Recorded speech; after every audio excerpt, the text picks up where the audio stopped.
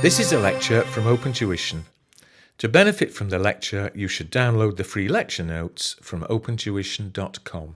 And now we come to the immensely important topic of risk. Questions about risk or aspects of risk come up again and again and again in this paper. What we have to do as an auditor is to assess the risk of misstatement,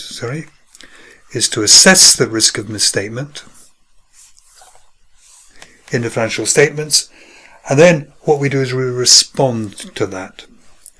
So if there's a high risk of misstatement, then that's where we do a lot of work to actually see whether the misstatement has occurred. That's where we're vulnerable as auditors.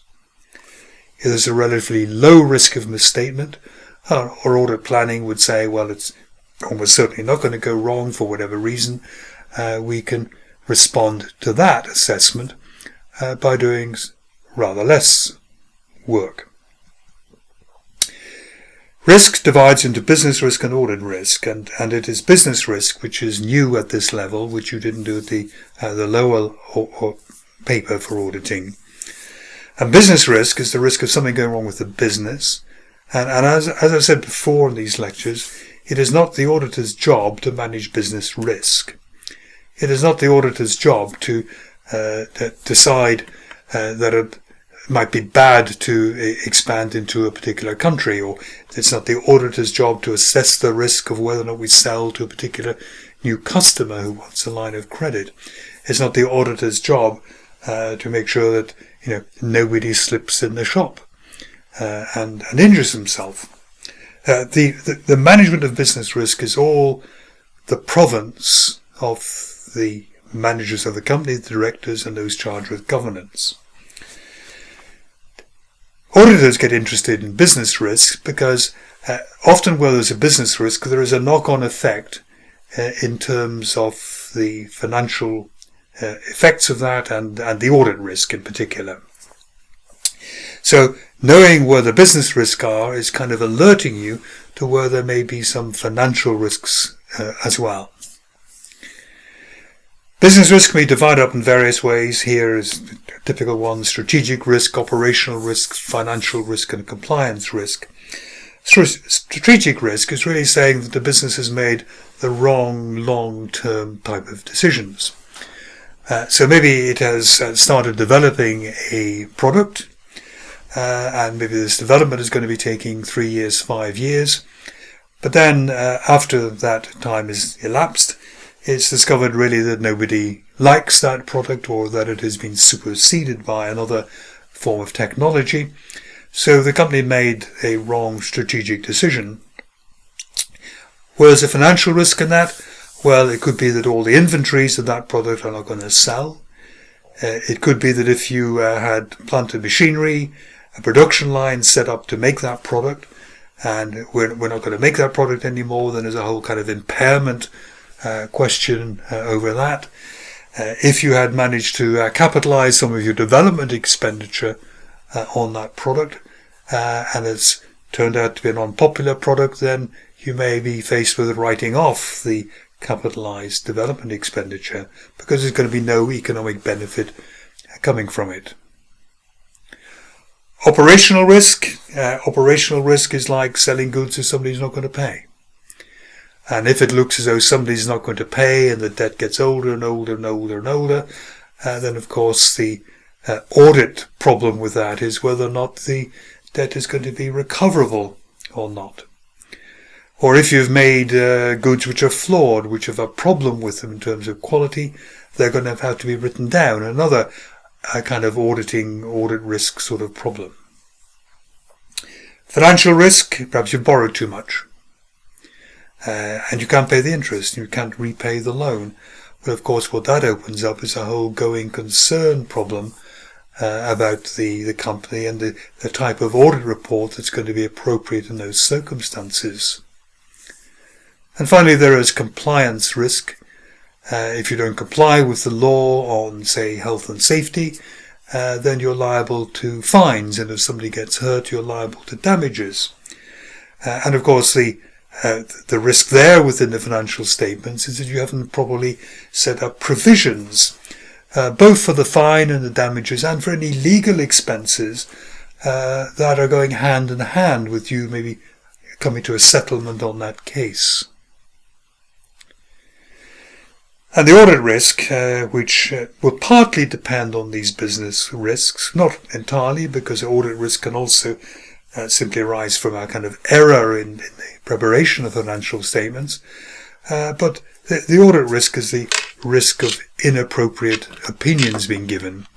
And this is kind of, as I say, the kind of ultimate sin that the auditor can commit. So just to emphasize again, it's not the auditor's job to manage business risk.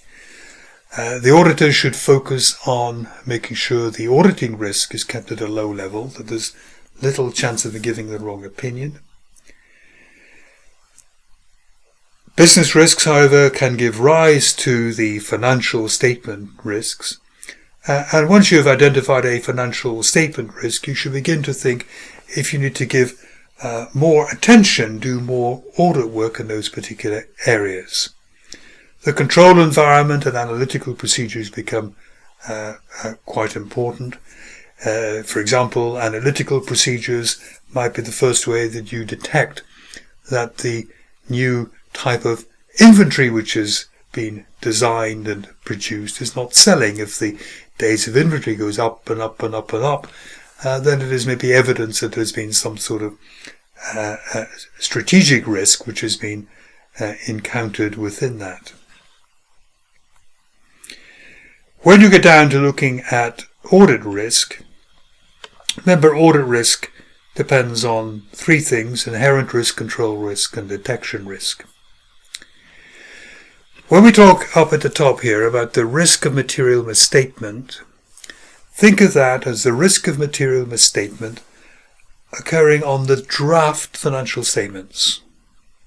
So when you go into the audit, you're handed the kind of draft financial statements, and that's what you're going to be auditing to. And what you're doing is you're looking for errors in these draft financial statements, material misstatements within them.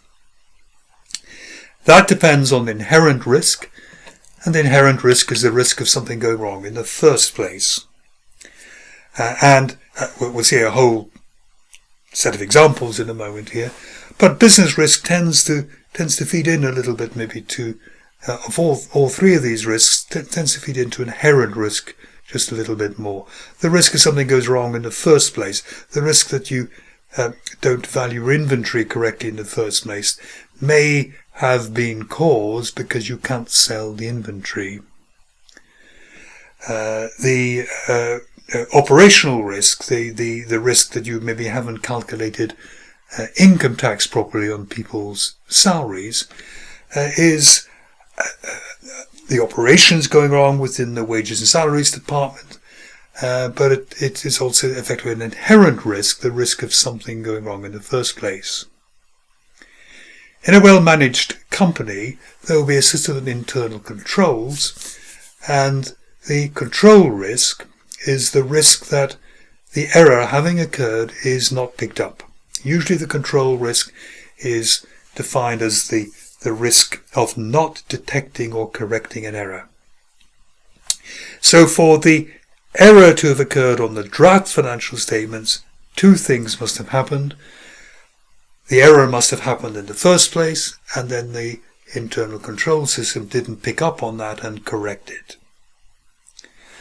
The last line of defense is the auditor.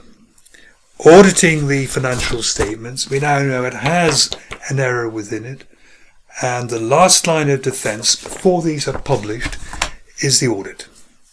And the detection risk is the risk of the auditor not finding a material risk in those draft financial statements.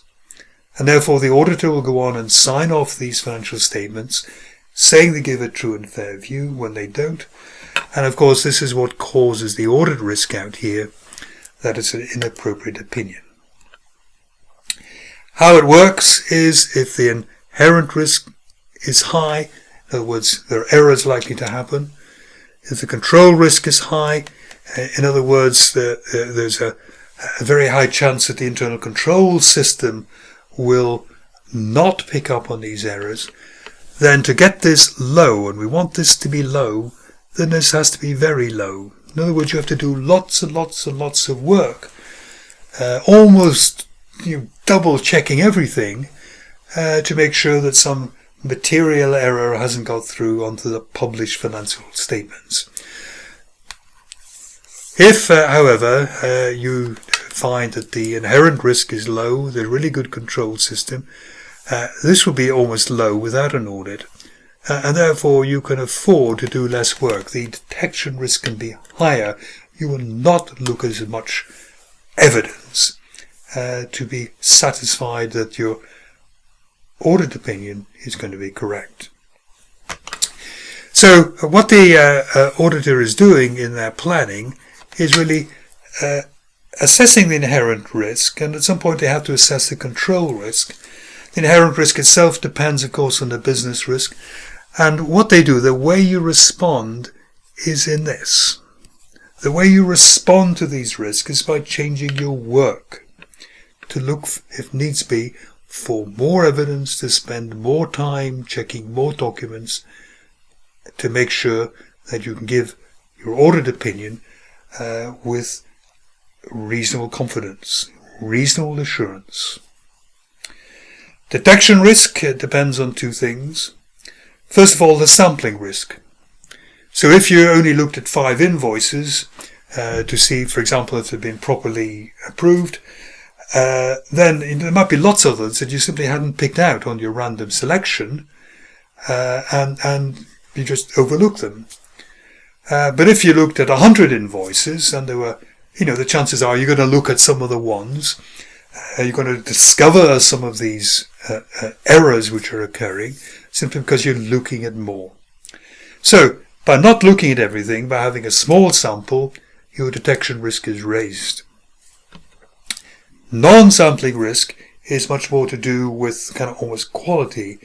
It is to do with the experience and the skills and the knowledge of the people doing the audit.